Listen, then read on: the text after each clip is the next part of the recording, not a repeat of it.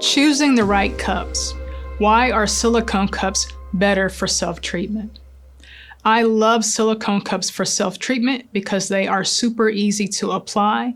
I can apply the cups using one hand. I can apply them and I can move the cups around, or I can apply them and leave the cups static on the body.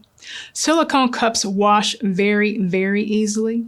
Silicone cups are durable. Silicone cups are very inexpensive. And silicone cups come in different shapes and different sizes, so you can match your cup to the area of treatment of your choice.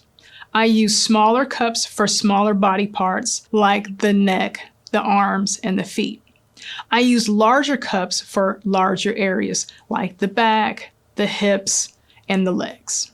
Silicone cups stick very, very easily to the body. You can perform stretching or even move around, keeping the cups on the body and they don't fall off. You can perform different techniques with the cups.